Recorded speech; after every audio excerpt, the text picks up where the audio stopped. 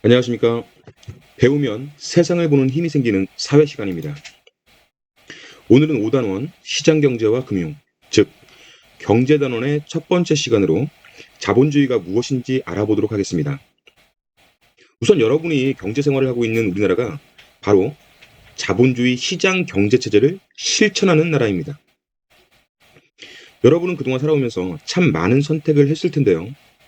예를 들면 시험 기간에 어떤 과목을 얼마만큼의 시간 동안 공부할지, 각 과목별로 공부 시간을 어떻게 배분할지, 아니면 공부 시간과 휴게 시간을 어떻게 배분할지, 언제부터 공부할지 등을 끊임없이 선택하고 있습니다. 이런 선택을 경제학에서는 경제 문제라고 말합니다. 그럼 이런 선택, 즉 경제 문제는 왜 발생할까요? 바로 시간이나 돈 등 자원이 많지 않기 때문입니다. 여러분에게 시간, 돈 등의 자원이 많다면 굳이 선택할 필요가 없지 않겠습니까? 천천히 다 공부하면 되는 거고, 천천히 하나하나 다 먹어보면 되는 거고, 천천히 다 경험해보면 되잖아요. 하지만 그렇게 할 수 없죠. 왜? 자원이 많지 않으니까요. 자, 이렇게 인간의 욕구, 필요에 비해, 즉 갖고 싶은 마음에 비해 재화와 서비스 등의 자원의 부존량이 적은 현상을 우리는 희소성이라고 합니다. 다시 말해서 수요보다 공급이 적은 상태인 것입니다. 단순히 자원의 부존량이 많고 적음의 문제가 아니라 인간의 욕구, 필요에 비해 자원이 적은 상대적 개념을 희소성이라고 하는 것이죠. 자, 이러한 희소성 때문에 여러분은 선택, 즉 경제 문제에 빠지게 되는 것이고, 이 선택을 효율적으로 하게 되면 합리적 선택이라고 하는 것입니다. 자, 이제 희소성 때문에 발생하는 경제 문제를 하나하나 살펴보겠습니다. 이 경제 문제는 크게 네 가지로 구분합니다. 이 문제들은 모두 희소한 자원을 이용하여 최대의 효용 또는 만족을 얻기 위한 선택의 문제인 거죠.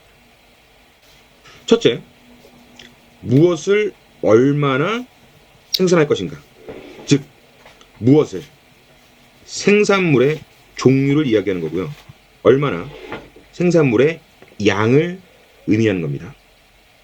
그러니까 시간, 돈, 원료 등의 희소한 생산 요소를 어느 곳에 얼마나 배분하여 어떤 재화와 서비스를 얼마만큼 생산할지를 결정해야 하는 문제입니다.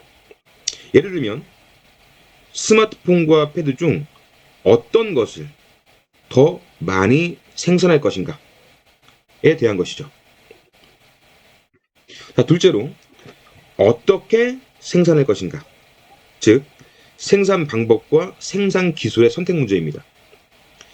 이 생산 요소를 어떻게 결합하여 재화와 서비스를 생산할 것인지 그 생산 방식을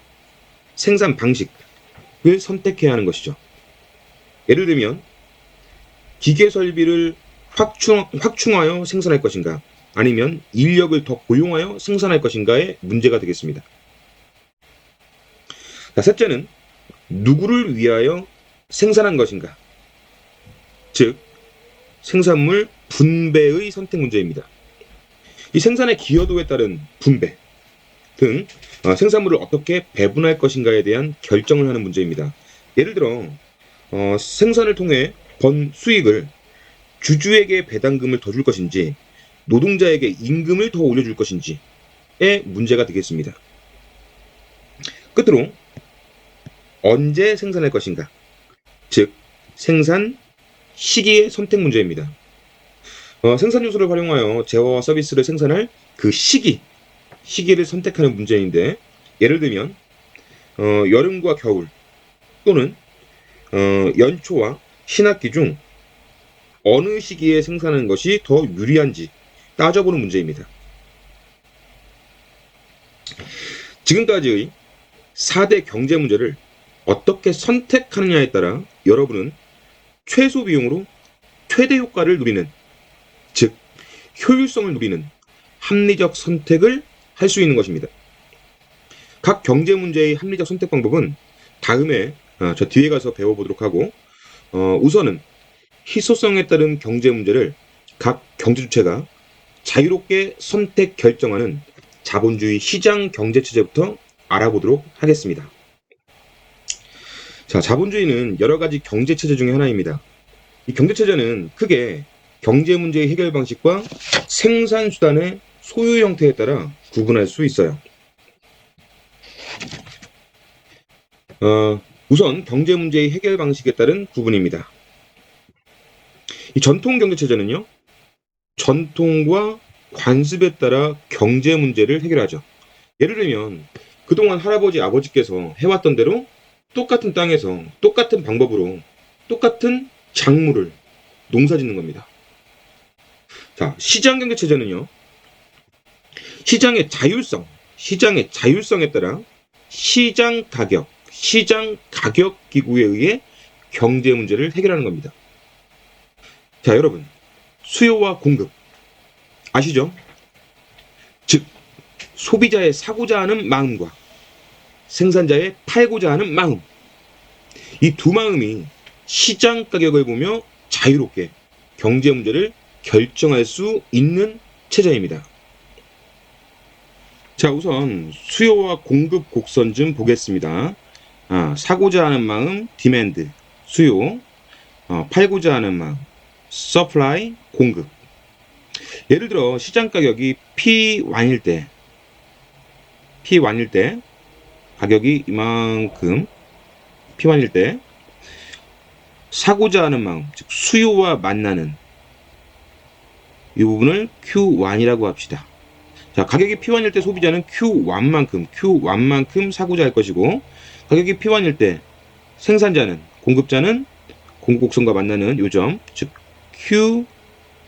Q2까지 팔고 싶죠. 그럼 Q1, Q2 이만큼의 초과 공급, 즉 재고가 생겼다 이겁니다. 생산자는 이 재고 처분을 위해 가격을 내려야 하겠죠. 자, 그럼 가격이 P2라고 한번 가정해 봅시다. 가격이 P2일 때 소비자는 P2 가격과 만나는 수요 곡선, 즉 Q2까지 사고 싶은 거고, 생산자는 P2 가격과 만나는 공급 곡선, 즉 이 부분이죠. 예, Q1만큼 생산하고 싶을 겁니다. 그러면은 소비자가 사고자 하는 Q2와 생산자가 팔고자 하는 Q1 사이에 이만큼의, 즉 Q1, Q2만큼의 차이가 생기죠. 이것이 바로 품귀 현상이에요. 품귀 현상. 즉 사고자 하는 양이 더 많고 팔고자 하는 양이 적기 때문에 물건이 부족한 현상이죠. 지금 가격은 충분히 낮기 때문에 소비자들은 웃돈을 줘서라도 사고자 할 것입니다. 이렇게 가격이 내리고 오르고를 반복하다 보면 소비자의 사고자 하는 마음, 즉 수요와 생산자의 팔고자 하는 마음, 즉 공급이 일치하는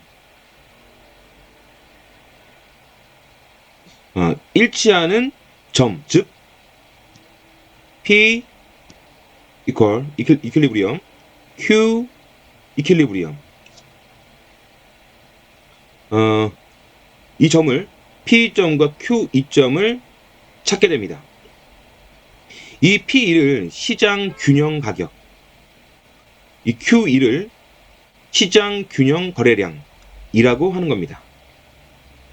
시장에서의 사고자 하는 마음과 팔고자 하는 마음, 즉 수요와 공급이 자유롭게 움직이면서 균형 가격과 균형 거래량을 찾아낸 거죠.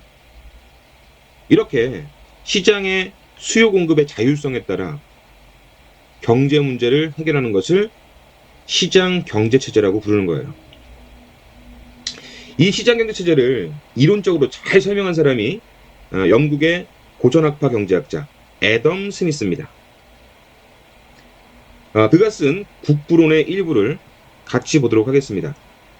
자, 우리가 저녁 식사를 기대할 수 있는 건 푸주간 주인, 양조장 주인, 빵집 주인의 자비심 덕분이 아니라 그들이 자기 이익을 챙기려는 생각 덕분이다. 각 개인은 보이지 않는 손, 즉 가격, 시장 가격에 인도되어 자기가 전혀 의도하지 않았던 목적을 촉진하게 된다. 그는 자신의 이익만을 추구함으로써 오히려 더 효과적으로 사회의 이익을 촉진한다라고 했습니다. 즉 소비자는 이만큼의 가격으로 살 마음이 있었던 거죠. 즉 어떤 소비자는 이 가격을, 어떤 소비자는 이 가격을, 어떤 소비자는 이 가격을 주고 살 마음이 있었지만 실제 산 가격은 PE. 그래서 소비자들은 자신들의 사고자 하는 마음보다 이만큼이나 싸게 산 거고, 이만큼 싸게 산 거죠. 그래서 지금 이 빗금친 부분은 바로 소비자들 생각보다 저렴하게 샀기 때문에 소비자 이익 또는 소비자 잉여라고 하는 겁니다. 반면 생산자는 이 가격이면은 팔려고 했었는데 실제 판 가격은 P이죠. P입니다. 그래서 생산자 생각보다 실제 받은 가격이, 생산자 생각보다 실제 받은 가격이 이만큼 높게 받은 거죠.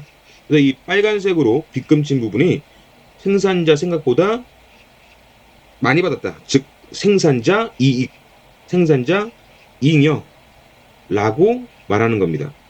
이렇게 시장의 자율성에 맡기면 소비자도 이익을 보고 생산자도 이익을 봄으로써 이 둘을 합친 사회적 이익이 극대화된다라고 하는 겁니다. 자, 다음으로 계획경제체제는 국가의 계획과 통제에 따라 경제 문제를 해결하는 체제입니다. 즉 무엇을 얼마만큼 어떻게 언제 누구를 위해서 만들지는 정부가 모두 결정하는 경제체제가 되겠습니다. 자, 둘째로 생산수단의 소유 형태에 따른 구분을 봅시다. 이 자본주의는 생산수단의 사유재, 즉 기계, 공장, 원료, 임금 등의 자본을 각 경제주체가 소유할 수 있다는 거죠. 즉 개인 재산이 인정되면 자본주의가 되는 거예요. 반면 사회주의는 생산수단을 모두 국가 또는 사회가 소유하게 되는 겁니다. 그러니까 내 것이, 개인 것이 없는 사회인 거죠. 자, 일반적으로 자본주의와 시장 경제체제는 사랑하는 연인처럼 항상 붙어 다니는데 그 이유는 사유재가 보장되어야만 자유로운 경제활동을 통해 이윤 추구가 가능하기 때문이죠. 내 재산이 인정되지 않는데 어떤 누가 자유롭게 이윤 추구를 하겠습니까? 이와 같은 이유로 사회주의는 계획 경제체제와 항상 묶여 있습니다. 이 나라마다 문화적, 역사적, 환경적 특수성이 반영되어 다양한 경제체제의 특징이 혼합되어 나타나는데 현대 대부분의 국가에서 자본주의 시장 경제체제를 중심으로 하고 사회주의 계획 경제체제의 요소를 가미하는 혼합 경제체제가 나타나고 있습니다. 예를 들어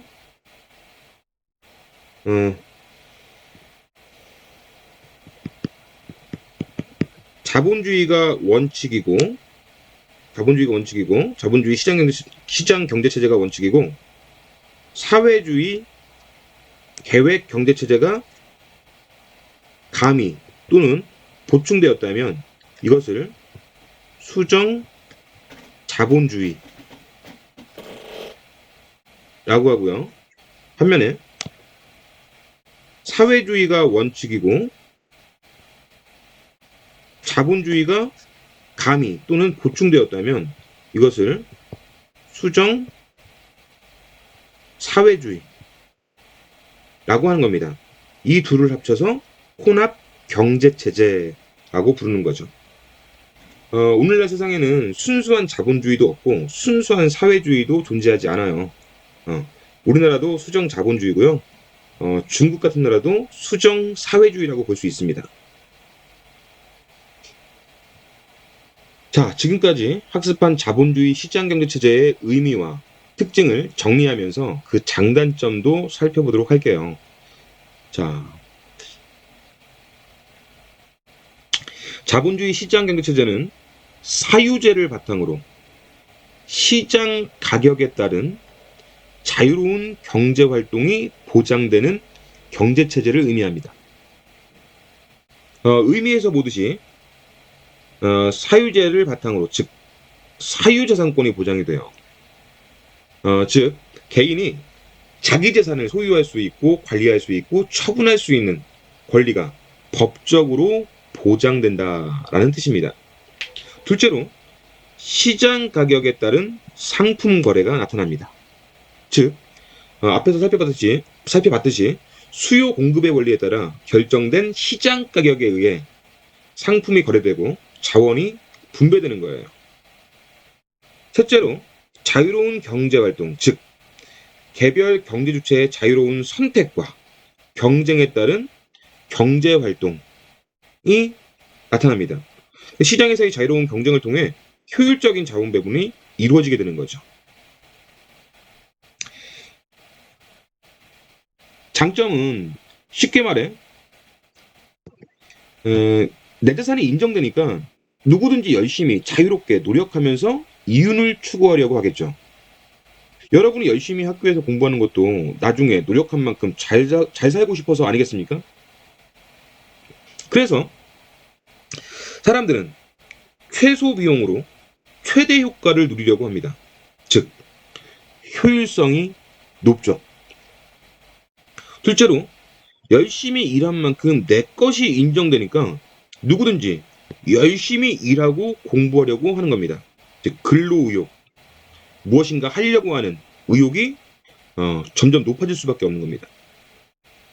셋째로 사람들은 원하는 가격으로 원하는 상품과 서비스를 원하는 양만큼 생산하고 소비하기 때문에 자원 낭비를 막고 효율적인 자원 배분이 나타나게 되는 겁니다. 또한 사유제에 따라 남들보다 더 큰 이윤을 얻기 위해 더 좋은 상품과 서비스를 더 싸게 만들기 위해 기술 혁신과 창의성을 발휘하겠죠.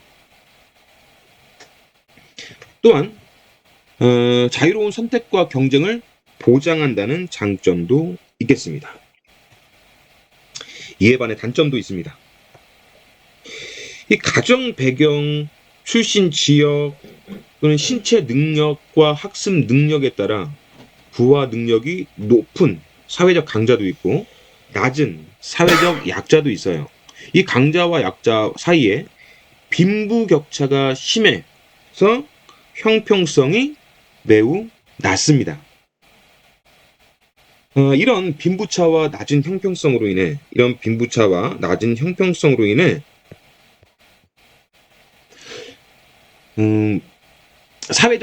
사회가 양극화되어 사회 통합을 방해받기도 합니다. 또한 자유시장의 실패가 나타나는데, 즉 시장 실패가 나타나는데, 이 시장 실패는 다음 시간에 뒤에 가서 자세히 살펴보도록 하겠습니다. 하나하나 꼼꼼하게 세부적으로 공부할 거예요. 자, 어쨌든 자본주의 시장경제체제의 단점은 사회적 약자를 양산하고 사회 불안을 유발할 수밖에 없습니다. 그래서 자본주의 시장경제체제를 원칙으로 하면서 사회적 약자 보호와 사회 통합을 위해 자유시장에 정부의 조정과 중재 또는 규제를 감해하게 되는 혼합 경제체제가, 즉 수정 자본주의가 등장하게 된 것입니다. 자유를 원칙으로 하는 자본주의 시장 경제체제를 원칙으로 하고요. 정부의 계획과 규제, 통제를 보충하는 혼합 경제체제가 오늘날 우리나라의 경제체제가 되는 겁니다. 이 혼합 경제체제의 예는 우리 헌법 제119조 2항 경제에 대한 조정과 규제라는 조항을 통해 확인해 볼 수 있으며 1930년대 미국의 루스벨트 대통령의 대통령 시절 케인즈라는 경제학자가 중심이 되어 추진한 뉴딜 정책이 있습니다. 이 뉴딜 정책도 뒤에 또 나오니까 그때 자세한 내용을 살펴보기로 하겠습니다. 자, 잠깐 우리 헌법에 명시된 대한민국 경제체제를 확인해 보겠습니다. 우선 대한민국은 자본주의 시장경제를 원칙으로 하고 사회주의 계획경제로 부족한 점을 보충하는 혼합 경제체제가 되겠습니다. 다음 헌법 조항에서 빨간색 글씨는 자본주의 시장경제를, 파란색 글씨는 사회주의 계획경제를 의미하겠습니다. 우선 모든 국민의 재산권은 보장된다. 즉 사유제죠. 사유제. 그리고 자유와 창의를 존중함을 기본으로 한다. 즉 자유로운 경제활동을 의미합니다. 그래서 요 둘은 바로 자본주의 시장 경제 체제를 원칙으로 한다라는 뜻이에요. 이 법조항에 그 앞에 나오는 것이 원칙이 되겠습니다. 그래서 이 두 조항은 그 23조 119조의 1항에 명시함으로써 자본주의 시장 경제를 원칙으로 하고 있음을 알 수 있다는 거죠. 그 다음으로 내용과 한계는 법률로 정한다. 즉 재산권의 한계, 내 재산인데 내 맘대로 쓰지 못한다는 겁니다. 그걸 법률로 정해놨어요. 그리고 또 재산권 행사는 공공복리에 적합하도록 하여야 한다. 즉 이건 재산권 행사의 제한이죠. 내 돈인데 공공복리에 어긋나게 사용할 수 없다는 겁니다. 누가? 정부가 이걸 막는다는 얘기, 국가가 막는다는 겁니다. 그 외에 정부가 고용의 증진과 적정 임금을 보장하고 최저 임금제를 시행하겠다. 누가? 국가가. 그리고 국가는 사회보장, 사회복지 증진에 노력할 의무를 진다. 국가는 어쩌고저쩌고 경제에 관한 규제와 조정을 할 수 있다 등의 규정을 통해 자유시장경제에 국가가 개입하여 자유시장경제의 문제점을 해결하겠다라는 조항이에요. 즉 사회주의 계획경제가 보충된다라는 것을 알 수 있습니다.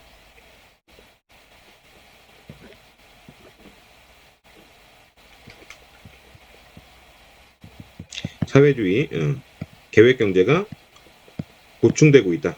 그래서 자본주의 시장경제체제와 사회주의 계획경제체제가 만나서 우리 대한민국의 경제체제는 혼합경제체제이다 라는 것을 알 수 있겠습니다. 자, 이제 자본주의의 발달 역사를 공부해 봅시다. 이 그림은 자본주의의 역사적 발달 단계를 정리해 놓은 것이니 여러분 공부하실 때 참고해 보시고요. 우리 자본주의의 발달 과정은 상업자본주의, 산업자본주의, 독점자본주의, 수정자본주의, 신자유주의 순서로 발달을 합니다. 기억해 주세요. 자, 우선 16에서 18세기에 싹튼 자본주의의 씨앗, 즉 상업자본주의부터 살펴보겠습니다. 이 상업자본주의는 18세기 중반의 산업혁명 전까지, 즉 16에서 18세기 산업혁명 전까지 무역 등 상품의 무역이죠, 무역. 상품의 유통이나 고리대금업, 즉 무역자금을 비싼 이자를 받고 빌려주게 되는 거예요. 즉 높은 이자를 받고 돈을 빌려주는 사업, 고리대금업이라고 합니다. 그래서 무역이나 고리대금업 등과 같은 비생산적인 활동, 즉 뭘 만들어서 돈 버는 것이 아니라 돈 빌려주고 이자로 돈 법니다. 또는 물건의 무역, 물건의 위치를 바꿔서 시세 차익을 노립니다. 이런 비생산적인 활동을 통해 이윤을 추구하고 금과 은과 같은 국부를 축적하는 경제활동을 상업자본주의라고 말합니다. 이 당시 국부는 무역의 대가로 식민지에서 벌어온 금과 은의 양으로 평가받았어요. 그래서 금, 은을 모으는 것이 국부를 축적하는 일이었습니다. 절대 왕정 당시 프랑스의 재상이었던 정치인 콜베르에 의해 강력한 중상주의 정책이 추진되었습니다. 그리고 신항로의 개척과 과학혁명에 따라 식민지를 개척, 확대했고 여기서 상업과 무역이 발달했어요. 이때 유럽의 상품을 식민지에 가서 비싸게 팔고 식민지의 향신료 등을 유럽에 가져와 비싸게 팔아 유통을 통해 시세 차익을 얻어 금, 은과 같은 국부를 축적하며 상업 자본가가 성장하게 된 겁니다. 이 상업 자본가들은 절대 왕정에 세금을 바치면서 절대 왕정의 재정을 담당하는 중요한 역할을 했으므로 절대 왕정은 식민지와의 무역을 하는 상업 자본가를 특별히 보호해 주었던 거죠. 이것이 바로 중상주의입니다. 중상주의 정책입니다. 여기서 상업 자본가의 사유재산이 보호되고 어느 정도의 자유로운 식민지와의 무역 활동이 보장됐기 때문에 자본주의가 싹 텄다라고 이야기합니다. 자, 오늘 이 시간은 시간 관계상 상업 자본주의까지만 살펴보고 다음 시간에 산업 자본주의, 독점 자본주의, 수정 자본주의, 신자유주의까지 자본주의의 역사적 발달 과정을 모두 살펴보도록 하겠습니다. 자, 오늘 굉장히 무겁고 어려운 내용을 공부하셨는데 공부하느라고 고생 많으셨습니다. 네, 감사합니다.